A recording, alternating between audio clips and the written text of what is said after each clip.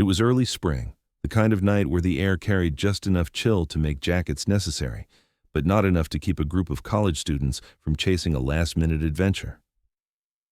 At 9 p.m., Hannah Ellison, a 21-year-old junior at the university, stood outside her dorm with 3 friends.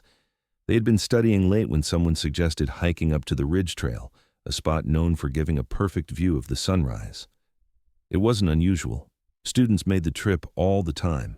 The trailhead was less than 10 minutes from campus, and for many it was almost a tradition. Hannah was the kind of person who said yes to things like that. She was responsible, dependable, but she also had a quiet curiosity about the world. Her friends described her as the one who made any group feel grounded. She wasn't reckless. She wasn't naive. She just liked being there for people.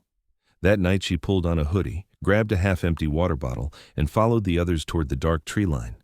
The trail itself wound uphill for nearly 2 miles, through a stretch of woods that felt remote despite being so close to town. By day, it was a place families brought kids, couples came for photos, and biology students collected samples. But at night, with the canopy closing out the moonlight, the place carried an edge of unease. Every sound was louder, every shadow looked alive. The group moved together with headlamps and phone flashlights, cutting small cones of light into the dark. At first, Hannah laughed along with the rest. They talked about exams, about summer plans, about nothing at all. But as the slope grew steeper, the conversation faded, replaced by the sound of their shoes on dirt and the occasional crunch of loose gravel. At one point, Hannah stopped to tie her shoe and fell behind.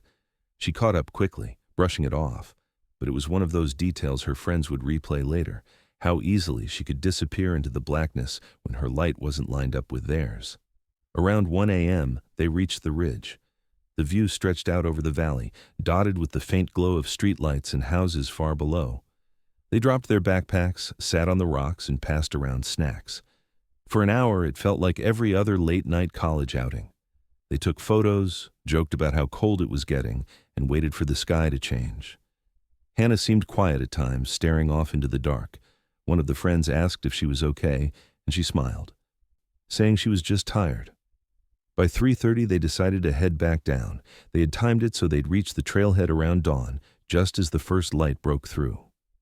The descent was trickier than the climb. The rocks were damp, and patches of mud made the footing slick. They spaced themselves out slightly, each person moving at their own pace but still within sight. Hannah fell toward the back, moving slower than usual. A friend called back to her, and she answered, but her voice was faint. They assumed she would catch up. Somewhere along the lower half of the trail, the group reached a fork. One path was the official route, looping around a ridge before cutting back to the parking lot. The other was a narrow shortcut, steep and less traveled, but shaving 10 minutes off the hike. The first 2 students took the shortcut. The third waited for Hannah, shining his light back up the trail. He swore he saw her beam in the distance. He waited another minute, then followed the others, assuming she had chosen the longer route. When the group reached the parking lot, they looked around for her. No one was there. They sat on the hood of a car, checking their phones, calling out into the darkness. 15 minutes passed, then 30. The sky began to pale, and still Hannah hadn't appeared. They told themselves she must have taken a wrong turn, but would be back any minute. When the first sliver of sun broke over the horizon and her car was still parked untouched at the trailhead, their unease sharpened into fear. By 6 a.m., they drove back to campus to check her dorm. Her bed was neatly made, the desk untouched, her backpack still on the chair. They tried her phone, but it went straight to voicemail. One of them insisted they wait, that maybe she'd gotten a ride from someone else, but another couldn't sit still. He returned to the trailhead, this time alone, walking up and down the first half-mile of the path, shouting her name into the empty woods. By mid-morning, her friends had no choice but to call her parents. Within hours, police were notified. The officers who responded at first treated it as a case of a young adult possibly wandering off on her own. College students did that. Sometimes they disappeared for a night. But her friends pushed back hard. This wasn't like Hannah. She didn't drink. She wasn't reckless. And her car was still there, locked and untouched. Nothing about it fit a voluntary disappearance. As the day stretched into evening, Hannah was no longer just a college student who missed a class or failed to check in. She was officially missing. and the last confirmed sighting of her was only a few hundred yards from a crowded trail within earshot of her friends. Somewhere between the ridge and the parking lot, in a window of less than an hour, she had simply vanished. No one realized it yet, but that night hike, the kind of spontaneous adventure countless students took every semester, would become the center of one of the most haunting disappearances the town had ever seen. And for Hannah Ellison's family, those few steps behind her friends would mark the beginning of 3 years of silence, unanswered questions, and a search that would stretch far beyond the trail itself. By the following morning, what began as a missing student report had escalated into a full-scale search. Deputies closed off the parking lot at the trailhead, stringing up yellow tape as more vehicles arrived. Hannah's car was still sitting in its spot, locked, keys missing, no sign of disturbance. Her parents drove in from 2 towns over, arriving to find the road lined with cruisers, fire trucks, and volunteers, forming clusters at the edge of the woods. Search teams began with the obvious. They retraced the main trail where Hannah was last seen, moving in tight lines with trained dogs sweeping the underbrush. Helicopters circled overhead, their thermal cameras scanning for any sign of body heat. Drones followed, flying lower to map out ravines and tree cover too dense for the human eye. On paper, the area was rugged but limited. The forest pressed against the edge of town, bordered by a highway on one side and farmland on the other. To many, it felt impossible she could have gone far. Detectives quickly gathered statements from the 3 friends who had hiked with her. All of them told the same story. Hannah was quiet, maybe more tired than usual, but not impaired. She hadn't been drinking. She hadn't taken anything. She was experienced enough to know the trail and cautious enough not to wander blindly into the woods. Each detail made her disappearance harder to explain. By midday, more than 100 volunteers joined the effort. Students, professors, and townspeople combed through the brush, calling her name, checking beneath logs and boulders. Search and rescue units marked their progress with colored tape tied to tree branches, expanding the perimeter by the hour. But the hours kept passing with nothing to show for it. No footprints, no clothing, no broken branches suggesting someone had forced their way off trail. Detectives pulled her phone records next, hoping for a lead. The last ping had come around 3:45 a.m., placing her still near the trail. After that, the signal went dark, as if the device had been powered down or destroyed. It was too precise to dismiss and too vague to explain. If she was lost, the phone should have kept searching for service. If she had fallen, it should still have been found. Yet, there was nothing. By the second night, searchers widened their focus. Ravines, caves, and even storm drains along the highway were checked. Divers swept the nearby river. Cadaver dogs were sent through thick undergrowth where human eyes struggled. Each pass came back clean. For every hour that passed, the bafflement grew. How does a person disappear so completely within sight of a college town? Her parents clung to the search line, refusing to leave. They slept in their car at the trailhead, watching as new teams rotated in each morning. Every rumor struck them like lightning. Someone claimed to have heard a scream in the night. Another said they saw a lone figure walking toward the road around 4 a.m. Detectives checked every lead, but nothing aligned.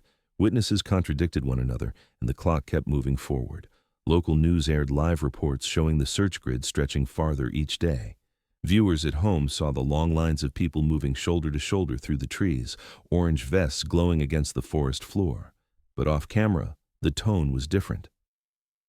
Detectives admitted they were stumped. Hannah hadn't just gone missing, she had left no trace of ever being there at all. By the end of the first week, the search had become one of the largest the county had ever mounted. And yet, the woods remained silent. Every theory strained against reality. If she had wandered off trail, they should have found evidence. If she had been abducted, someone would have noticed. If she had chosen to leave, why would she leave her car? None of it made sense. Her friends were haunted by the memory of that night. They replayed the moments again and again. When she slowed down, when they thought they saw her flashlight, when they assumed she had chosen the longer path. Each detail seemed heavier now, like missed opportunities they could never undo. Detectives pressed them for contradictions, but the story never changed. Hannah was there. And then she wasn't. What unsettled everyone most was the silence. No phone, no clothing, no sign of a struggle, nothing that could point in any direction at all. A girl had vanished less than 2 miles from her dorm on a trail bordered by roads and farmland in a place where hundreds of people had hiked before her and hundreds would hike after. By the second week, search teams began to thin. Officials admitted the resources couldn't stay forever. Her parents protested, her friends begged them to continue, but the official line was blunt. They had exhausted every lead. Hannah's case was no longer a rescue mission. It was an investigation. And so, just as quickly as it had begun, the forest quieted again. The orange vests disappeared. The helicopters left. What remained was a parking lot holding her car, and a town left asking the same question over and over. How can someone vanish without a trace in a place that should have revealed her within hours? In the days after the official search began winding down, the silence left behind was quickly filled with voices. Witnesses, neighbors, and strangers stepped forward, each certain they had seen or heard something the night Hannah vanished. Campers who had pitched tents on the far side of the ridge told deputies they remembered faint screams just after 3 in the morning. They hadn't reported it at the time, convinced it was nothing more than rowdy students or coyotes echoing across the valley. Now, in hindsight, they weren't so sure. On the county road that bordered the woods, a driver claimed he saw a figure walking along the shoulder at roughly the same hour. He described a slim woman in a hoodie, her arms folded against the cold, moving quickly with her head down. Another neighbor insisted she saw a vehicle parked at the trailhead with its lights off, long after midnight, the shape of someone inside barely visible. Each account was written down, cross-checked, and mapped against the timeline. But they didn't match. The screams came from the west, the driver's figure was on the eastern road, and the car sighting conflicted with both. Investigators pressed the witnesses, asking them to recall exact times, directions, or clothing. None of it held.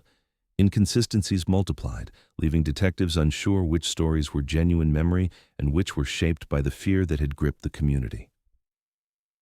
For Hannah's family, the reports were both devastating and hopeful. Every scream, every shadow, every parked car carried the possibility of truth. But every time deputies circled back with inconclusive answers, the weight of uncertainty grew heavier. Theories spread quickly. Some believed Hannah had simply wandered too far, disoriented in the dark, and that the witnesses had only imagined connections. Others clung to the idea of an abduction, someone waiting at the trailhead, seizing the opportunity when she fell behind her friends. A darker corner of speculation suggested Hannah had staged her own disappearance, slipping away to start a new life. Detectives admitted they had to consider it, but her family rejected the idea completely. Hannah had left her car, her ID, and everything she cared about. Nothing pointed to her walking away willingly. Among her friends, the uncertainty caused cracks. One blamed himself for not waiting longer at the fork. Another resented being questioned by detectives who implied they weren't telling everything. Rumors began to circulate on campus that one of the hikers knew more than they admitted. The group, once close-knit, avoided each other in hallways, unable to agree on what had happened or even to look one another in the eye. Investigators pushed forward, but every trail ended the same way, in silence. Witnesses contradicted each other, physical evidence was non-existent, and the public's theories only deepened the confusion. Hannah Ellison had disappeared within reach of 3 friends, and yet no one could say for certain whether she had walked off into the woods, been pulled into a car, or never left the ridge at all. The echoes of that night lingered, each story amplifying the mystery rather than solving it. And as the weeks turned into months, the case began to feel less like a search for a missing student and more like a haunting that refused to let anyone rest. 3 weeks after Hannah's disappearance, the atmosphere around the investigation shifted. The urgency of rescue gave way to the cold mechanics of evidence gathering.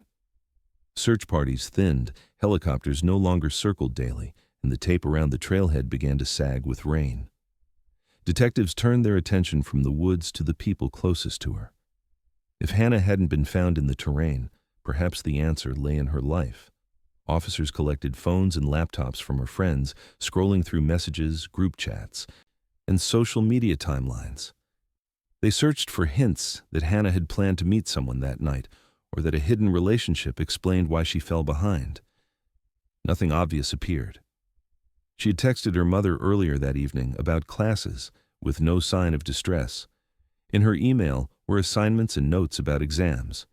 It was the digital footprint of a student moving through an ordinary week. Still, suspicions formed. On campus, whispers spread about a graduate teaching assistant Hannah had grown close to in the weeks before she vanished. He was older, known to meet students for late-night study sessions, and had abruptly stopped appearing after news of her disappearance broke. Detectives interviewed him twice, but his alibi checked out. He'd been at home, logged into an online forum until dawn. No evidence tied him to Hannah, yet rumors persisted. Attention then turned inward to the hiking group itself.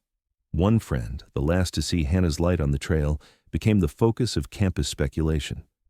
Students asked why he hadn't waited longer. Anonymous posts accused him of hiding the truth. Detectives pressed him in interviews, replaying his statements, searching for cracks. But his story never changed. He had seen her light, then assumed she'd taken the longer path. Guilt hung on him like a shadow, but guilt wasn't proof. As leads faltered, the case became a spectacle. News stations broadcast daily updates from outside the university. True crime blogs dissected timelines, scrutinizing Hannah's clothing, her friends' facial expressions in interviews, and the silence in her digital records. Social media flooded with theories that she'd been kidnapped into trafficking, that she'd staged her own disappearance, that one of her friends had lured her off trail. Every rumor reached her family, each one a fresh wound. Her parents refused to give up. They appeared on local broadcasts, begging for information, holding up photos of Hannah smiling in her graduation gown in her dorm at family holidays. Her mother repeated the same line over and over, "She is alive. Someone knows where she is. Please bring her home." But behind closed doors, detectives admitted what the family feared most. The trail had gone cold. Without physical evidence, each new lead collapsed under scrutiny. The backpack found in another student's car turned out to belong to his girlfriend. The vague scream reported by campers couldn't be traced. A tip that Hannah had boarded a bus to another state ended with grainy surveillance showing a stranger who only looked like her. Every revelation seemed to dissolve, leaving nothing but emptiness behind. The friends who had once hiked with her withdrew from public view. They stopped attending group interviews, avoided vigils, and kept to themselves. The weight of suspicion and the relentless questioning fractured them in ways that would never fully heal. Where once they had been bound by a spontaneous night hike, now they were separated by the silence of what they could not explain. For investigators, the frustration was suffocating. They had pored over Hannah's digital life, searched her dorm, traced her bank accounts, and interviewed every name that surfaced. The case files grew thicker, but the substance inside grew thinner. What began as a disappearance in the woods was now a swirl of rumor, speculation, and broken trust. By the end of the third week, the search had transformed into something colder, something harder, no longer a race against time, but a grinding wait for the one piece of evidence that refused to surface. And for everyone left behind, that silence was unbearable. The case was not closed, but it was no longer alive in the way it had been. Hannah was still missing, and the hope of finding her alive was slipping further away with every day that passed. By the time autumn rolled in, the search for Hannah had already shifted from the urgent to the unbearable. What had once been nightly vigils and coordinated search parties now became flickers of memory across campus. Her disappearance, once fresh and raw, was beginning to calcify into silence. Professors still paused when they passed her empty desk, leaving her unfinished projects stacked neatly as if waiting for her return. Her dorm door remained closed, candles and flowers arranged in the hallway outside, flickering against the walls like small, fragile protests against forgetting. For her classmates, the rhythm of college life resumed, but it was threaded with reminders. Her name appeared on attendance sheets, her seat sat unclaimed during group projects, and her photo still stared out from the bulletin board at the student center. Some students avoided looking at it, while others stopped to trace their fingers across the glass, whispering small prayers or promises that she would be found. The absence was visible everywhere, even when no one spoke of it. Police presence, once heavy, grew thin. The case had yielded no new evidence and resources were quietly shifted elsewhere. Detectives assured the family they were still working leads, but the momentum had slowed to almost nothing. The woods had been searched, the trail mapped and remapped, the friends questioned until there was nothing left to ask. Without new information, the official investigation sank into waiting. Hannah's parents refused to wait. They hired private search teams, people who specialized in looking where others overlooked. The groups combed through caves, riverbeds, and forgotten storm drains. They scanned drainage tunnels with flashlights, sent dogs into culverts, and rappelled into ravines too narrow for the original teams to reach. Each time something surfaced, an abandoned jacket, a single shoe, a crumpled scrap of paper. Her parents braced themselves for the possibility it belonged to her. Each time, the items proved unrelated. The jacket belonged to a homeless man. The shoe was a child's, long decayed. The paper was nothing more than an old receipt. These moments devastated them. Hope would spike with each discovery, only to collapse under the confirmation of irrelevance. But still they pressed on, believing that somewhere in the overlooked corners, their daughter's trail had to exist. Back at the university, the rhythm of life beat on. A new semester began, and the class of freshmen that arrived knew of Hannah only as the girl in the photo, the one people lowered their voices to talk about. Rumors spread easily. Some swore she had been seen in another state, others whispered that she had been taken by someone close to her. Each story carried weight among strangers who had never met her, shaping her into both a legend and a cautionary tale. For her friends, the silence was heavier still. They struggled with guilt, replaying that night again and again, dissecting every decision, every glance back down the trail. Their once close bond fractured into distance. They stopped hiking. They stopped talking about the woods at all. Some transferred schools. Others sank deeper into isolation, unable to stand the scrutiny of being forever tied to her disappearance. At night, her dorm room became a shrine. Students who had never spoken to her left candles, flowers, and handwritten notes. They wrote of how unfair it felt, of how they walked past her door and expected to hear music or laughter inside. But the door remained shut, the room sealed like a tomb. The silence was perhaps the cruelest part. Hannah had not been declared dead, yet life without her carried all the weight of mourning. Her parents held on to the hope that she was still alive somewhere, beyond the reach of the campus and the woods, waiting for someone to find her.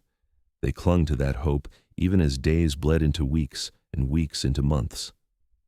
The semester ended with her absence still unbroken. Her name was read aloud during ceremonies, followed by an awkward hush no one knew how to fill. Some of her professors chose not to remove her from their rosters, quietly refusing to mark her as withdrawn. To them, she was still a student, just one who hadn't yet walked back through the door. And though campus life moved forward, her story lingered in the background, like an unfinished sentence no one could bring themselves to end. Hannah Ellison was gone, but she was everywhere, on flyers that curled against telephone poles, on the lips of students trading hushed theories in the empty space she left behind. The official investigation may have slowed, but for her parents and those closest to her, the semester without Hannah wasn't empty at all. It was full of reminders, of pain, of false hope, and of a silence that felt louder with every passing day. And deep in that silence, one truth remained. She was still missing, and no one knew where to look next. A year had passed, though for Hannah's family it felt like time had barely moved at all. The campus had cycled through another semester, new students had arrived, and yet her dorm room door remained closed, still marked with flowers and faded notes from strangers. On the anniversary of her disappearance, her parents decided to retrace the path she had taken that night. They invited the community to join them on a memorial hike up to the ridge, the same spot where she had last been seen laughing with friends, waiting for the sun to rise. By dawn, the trailhead was crowded again, but this time not with search teams. Families, classmates, professors, and strangers stood shoulder to shoulder, holding candles and photographs of Hannah. Reporters clustered near the entrance, their microphones thrust toward detectives and family members. The crowd moved slowly uphill, voices hushed, the air heavy with the weight of everything that hadn't been answered in the past 12 months. At the ridge, her parents laid down flowers on the rocks where Hannah had sat with her friends that night. Her mother's voice broke as she told the group she believed her daughter was still out there somewhere. Her father held a framed photo, promising they would never stop searching. For those who joined the hike, it was a moment of reflection, but for the press, it was a chance to demand answers. They turned to investigators, asking what progress had been made. For months, detectives had insisted the case was active, that they were following leads, that silence didn't mean inaction. But on this day, officials disclosed something they had never shared publicly before.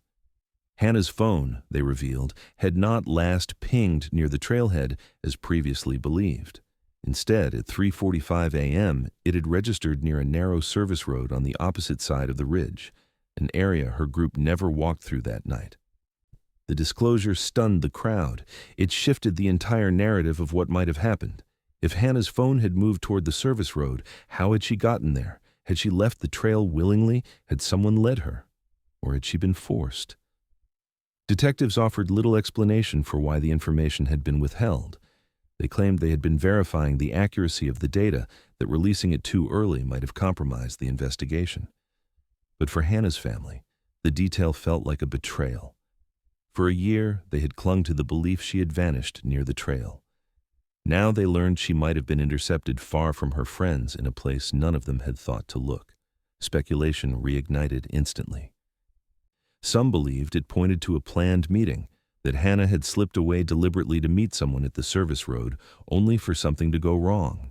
Others argued it was proof of abduction, that a car had been waiting in the shadows, pulling her in as she tried to find her way back.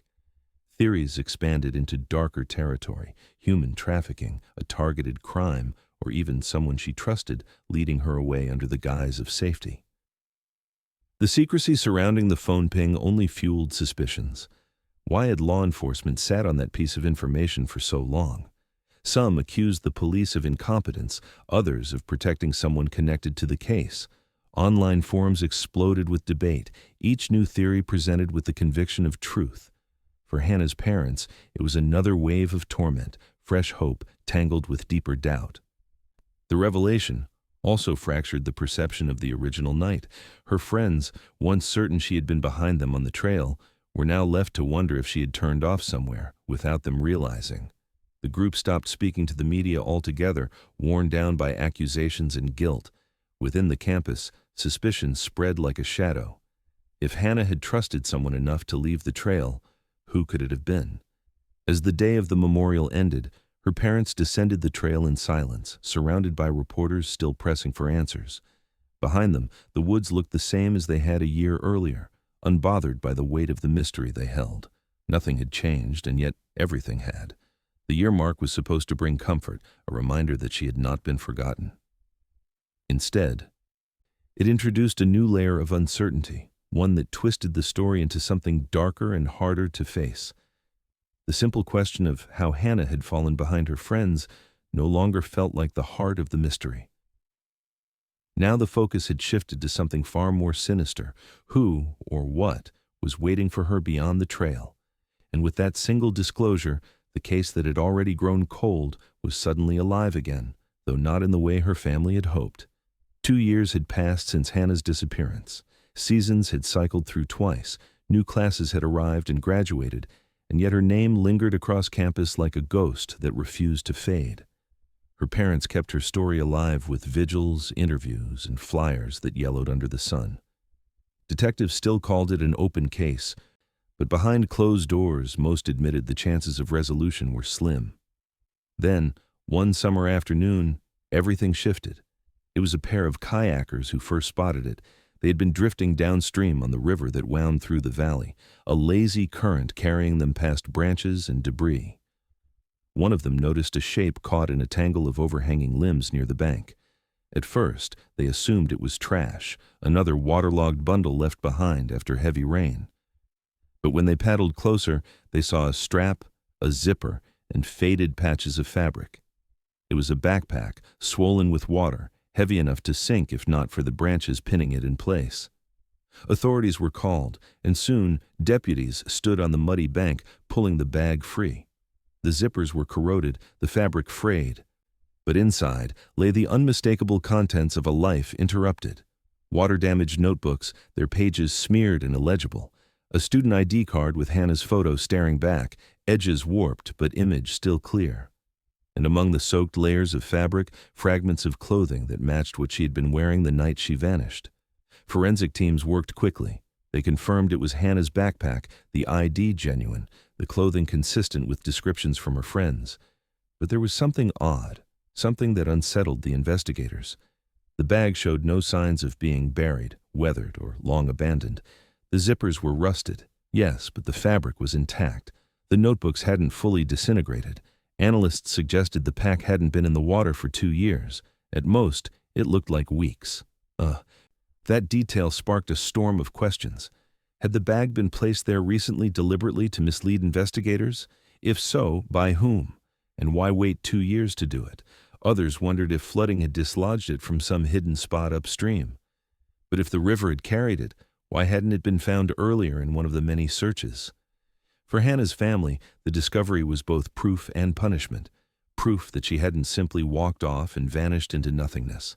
Someone had known where her belongings were long after the night she disappeared. But punishment too, because the bag offered no answers about whether she was alive, and no explanation for how it had surfaced after so long. Detectives seized on the find, reopening angles they had once abandoned. They sent divers upriver to search for more evidence, scoured the banks for signs the bag had been placed there, and re-examined maps of water flow from the past 2 years. Nothing pointed to a natural explanation that satisfied the questions.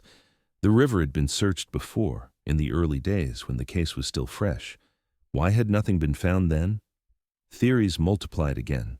Some believed the bag had been kept hidden inside someone's home, a shed, or even a vehicle, and only later dumped into the river when pressure grew unbearable. Others suggested Hannah herself might have carried it downstream before meeting an unknown fate. But there were no fingerprints, no usable DNA beyond hers, nothing to point to a second individual. The bag was evidence without answers. For her parents, the re-emergence of her belongings reopened wounds that had never healed. They held press conferences with the backpack laid gently on a table, her ID card displayed beside it. Her mother broke down on camera, saying the discovery confirmed what she had always believed. Her daughter hadn't just disappeared. Someone, somewhere, had known what happened. The campus responded with a renewed wave of grief. Students who had been freshmen during her disappearance were now graduating seniors, carrying with them the memory of a classmate who had never returned. Candlelight vigils sprang up again, this time with the backpack's image replacing the older flyers. To many, it was no longer just a symbol of Hannah being gone. It was a symbol of how close the truth might be, hidden just out of reach. The river had given back fragments of her life, but not her. And that difference weighed heavily on everyone who followed the case. It was no longer a matter of if she had vanished, but how, and who had ensured her belongings surfaced in such a haunting way. As the summer waned, the backpack became the new centerpiece of the investigation. But beneath the scrutiny, one chilling thought lingered in every conversation. If her bag was placed in the water long after she was gone, then someone was still out there, making choices about what pieces of Hannah Ellison the world was allowed to see. The backpack's discovery reignited the investigation in a way no one expected. Detectives, who for months had been quietly filing reports with little progress, suddenly found themselves under pressure again, from the public, from the family, and from their own sense of unfinished duty. The bag suggested Hannah hadn't simply slipped into the woods and disappeared. Someone had handled her belongings, and if someone had touched her things, then someone knew more than they had ever admitted. The circle of suspects, once wide and vague, began to tighten again. At the top of the list was a reclusive groundskeeper who had worked near the trail system at the time of Hannah's disappearance. He lived alone in a weathered cabin just off the service road, the same road where her phone had pinged that night. He had been interviewed in the early days and dismissed after providing a thin but plausible alibi. Now detectives returned to him, questioning where he'd been during those crucial hours. He gave the same answers he had before, insisting he had been asleep and knew nothing about Hannah. His cabin was searched a second time, but nothing definitive was uncovered. Attention shifted to another familiar name, a fellow student who had briefly been considered early on. He had no solid alibi the night of the hike and had a reputation for volatile behavior. In the months after Hannah disappeared, he dropped out of classes, resurfacing only intermittently around town. Detectives interrogated him again, pressing him about where he had been and whether he had ever seen Hannah that night. He denied everything, sometimes angrily, sometimes with eerie calm. Without evidence, his denials couldn't be broken. And then there was the teaching assistant. He had been one of the most persistent rumors around campus, the older grad student Hannah was said to have grown close to. After her disappearance, he had abruptly left town, citing a family emergency. Detectives tracked him down in another state 2 years later, confronting him with the new discovery. His story hadn't changed. He claimed to have been home, logged into an online forum, a digital alibi investigators had confirmed once before. Still, his sudden departure and the gaps in his timeline fueled suspicion. Forensics on the backpack offered no clear answers. Analysts swabbed every surface, combing for trace DNA beyond Hannah's. They did find profiles. Partial strands degraded by water, inconclusive, impossible to match definitively to anyone. It was just enough to suggest another person had touched the bag, but not enough to say who. The science teased answers and then pulled them away, leaving detectives staring at lab reports that only deepened their frustration. The investigation began to feel cursed. Every time a new lead surfaced, it dissolved into ambiguity. The groundskeeper's alibi couldn't be disproven, the student's anger couldn't be tied to action, the teaching assistant's absence couldn't be linked to evidence, even the DNA itself whispered only half-truths. Meanwhile, the group of friends who had been with Hannah that night were unraveling. Once the most reliable voices in the story, they now refused interviews altogether. Some cited harassment, saying the pressure from police, media, and strangers online had become unbearable. Others quietly withdrew from school, unable to handle the whispers that followed them across campus. What had begun as a night of companionship had ended in suspicion and fracture, with bonds broken beyond repair. Detectives, aware the case was slipping further into uncertainty, revisited the possibility that Hannah had left with someone she trusted. The service road ping loomed larger than ever. If she had walked that direction, it wasn't random. Someone may have guided her. But who and why? Every suspect they pulled back into the spotlight had explanations, thin but durable, just enough to survive the questions. For Hannah's family, the narrowing circle of suspects offered no comfort. Each new name was a reminder of how close the truth might be, yet how impossible it remained to reach. They sat in on press conferences, hearing detectives promise progress, only to leave with the same emptiness they had carried for years. Her mother said it felt like chasing shadows. Every time one seemed within reach, it slipped away, leaving nothing but the echo of their own desperation. On campus, Hannah's story had shifted into legend. New students arrived hearing only fragments: the girl who vanished on the trail, the bag that appeared in the river, the suspects who all seemed guilty, and yet none could be proven so. Flyers still hung on the community boards, their edges curled and faded, but the faces walking past them had changed. Time moved forward, but the case remained frozen, stuck in the limbo between knowing and never knowing. And so the investigation ground on.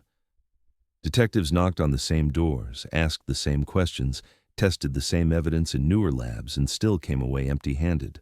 The circle had narrowed, but inside that circle, answers remained just as elusive. For every lead that felt close, there was another dead end waiting. And for Hannah's family, the cruelest part was not that suspects existed, it was that the truth lived among them and yet refused to show itself. By the 3rd anniversary of Hannah Ellison's disappearance, the case had settled into a kind of suspended silence. Her family still held vigils, her photo still hung in the student center, but the weight of time had dulled public urgency. Detectives kept the file open, yet privately admitted there was little left to chase. Leads had dried, witnesses had moved on, and even Hannah's closest friends had drifted from the town where her name had once echoed through every hallway. Then, almost by accident, something shifted. A volunteer geologist, part of a conservation group mapping erosion along the ridge, was working just a few hundred yards off the main trail. He had taken measurements in a narrow gully, a place search teams had overlooked years earlier because of its steep walls and hidden approach. As he crouched near an exposed slab of stone, he noticed faint markings scratched into the surface. At first, he assumed it was natural, grooves cut by water or weather, But as he looked closer, he realized the lines were deliberate. Letters. There were initials carved into the rock, and beside them 2 words, help and cold. The letters were crude, shallow, but unmistakable. He photographed them and alerted authorities. Within days, detectives were standing in the gully, staring at the stone that had sat unnoticed through years of searching. Forensic teams moved in carefully. They took soil samples around the stone, analyzing the thin layer of sediment that had collected since the carvings were made. The results stunned them. The markings were roughly 3 years old, dating back to the same week Hannah had vanished. For handwriting specialists, the case was tantalizing. They compared the photos of the carved letters to Hannah's known samples, class notes, signatures, even the handwriting in her notebooks recovered from the river. The shapes weren't perfect, distorted by the rough stone surface and the likely urgency of whoever carved them. But the analysts agreed the strokes bore similarities to her style, the slant of the L, the curl of the P, the way the H leaned slightly right. It wasn't proof, but it was possible. Investigators considered what it meant.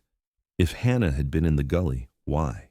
The location was less than 100 yards from the main trail, but hidden from view. The walls of the ravine made it easy to miss, even for trained search teams.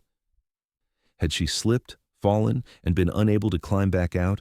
Had she taken shelter there, injured and waiting for someone to find her? The word cold seemed to suggest exposure, desperation in the dark. For her parents, the discovery was devastating. To imagine their daughter carving those words while search teams combed the woods above them was unbearable. Her mother said it felt like hearing her scream after 3 years of silence. If the carving was hers, then Hannah had been alive long enough to leave a message, and they had all been too far, too late, to save her. Theories erupted again. Some believed the message confirmed a tragic accident. Hannah had strayed from the trail, become trapped in the gully, and succumbed to the elements. Others clung to darker interpretations that someone had led her there, forcing her to leave the marks before vanishing with her. The fact that her body hadn't been found nearby complicated everything. If she had died there, where were her remains? Why had the gully turned up empty? Detectives scoured the area again, this time with fresh urgency. They used ground-penetrating radar, sifted through soil, and searched every crevice. They found nothing. Not a single bone fragment, no trace of clothing, no evidence of a body having ever decomposed there. The gully gave up only the carvings, nothing more. This absence unsettled investigators. Some suggested her body may have been removed later, either by wildlife or by someone intent on concealing her fate. Others feared the carving itself could be a hoax left by someone after the disappearance to mislead the case. But the soil analysis, dating the sediment to the week of her vanishing, made that possibility slim. The discovery fractured what little certainty anyone had left. Hannah's family clung to the words on the stone, insisting they were hers, a final plea. Skeptics wondered if the message truly came from her hand. Experts debated endlessly. But one thing was undeniable: the carving reignited the case in a way nothing else had. On campus, whispers spread once again. Students walked the ridge with new eyes, pausing near the gully, peering down as if they might glimpse something everyone else had missed. The memorials grew larger, infused with a fresh, painful energy. Hannah's story was no longer just about a disappearance. It was now about a message carved in stone, a voice reaching out across 3 years of silence. Detectives were left with more questions than answers. If Hannah had written those words, then she had fought to be found. And if she had fought, then the failure of the search weighed heavier than ever. They had been close, so close to where she may have been, close enough that the truth had almost brushed against them, hidden just beyond the line of sight. The stone carving changed everything, and yet explained nothing. It was proof that Hannah had left something behind, proof that her story hadn't ended where everyone thought it had. And yet, as investigators looked into that narrow gully, they were forced to admit the most haunting truth of all, that the message was all that remained. The discovery of the stone carving reframed everything investigators thought they knew. For 3 years, the absence of any physical trace of Hannah had made her story feel like a black hole, silent, empty, impenetrable. Now, carved into rock in a forgotten gully, there were words. Words that felt unmistakably human, desperate, and immediate. Help. Cold. Detectives and forensic experts spent weeks reconstructing what the carving might mean. The most straightforward theory was the simplest. Hannah had slipped or wandered off the trail, ended up in the gully, and while struggling to stay alive, she etched those words into stone. Injured, perhaps unable to climb out, she may have carved a plea in the hope that someone, anyone, might stumble upon it. The soil analysis suggesting the marks were made during the week of her disappearance gave that theory weight. If it was true, Hannah hadn't just vanished into thin air. She had been there, within shouting distance of search teams, close enough that her voice might have echoed but never been heard. That possibility devastated her parents. For years they had clung to the idea of abduction, because believing she had been taken at least spared them the guilt of imagining her dying alone in the woods. The stone changed that. It suggested their daughter had been alive, carving words while helicopters circled overhead and hundreds of people called her name just out of earshot. Her mother said it felt like losing her all over again, only this time knowing that Hannah had fought to leave a trace. Investigators considered the other evidence in light of the carving. The backpack recovered from the river 2 years after her disappearance, once believed to be proof of outside involvement, now seemed more ambiguous.